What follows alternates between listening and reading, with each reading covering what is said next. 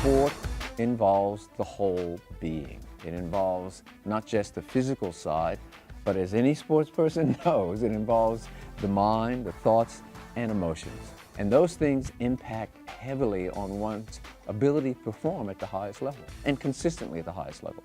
So when I started working with professional athletes, it was a matter of working with them to hone and lift their experience and their performance and their ability to perform consistently at a high level.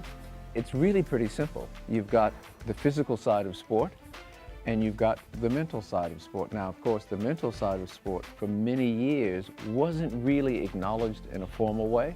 It just, you sort of handle it the way you handle it, you know what I mean? And I know how I struggled at times when I was young, growing up and, you know, getting upset, getting angry, getting, anxious, whatever it was.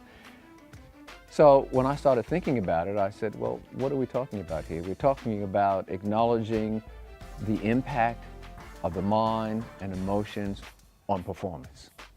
When I started working with, professional athletes, I actually did my own little research and I said, so you tell me, how much does the mental and emotional side of sport impact on your performance on any given day or night?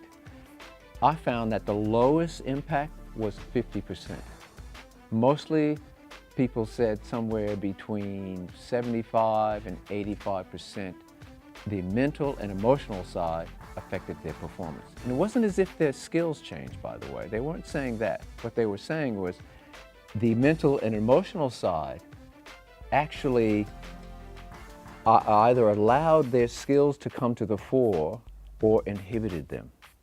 And that's the key. And that's what we're talking about. So how do you get to a person in such a flow, such a state of peak performance that instead of inhibiting them, it just expanded?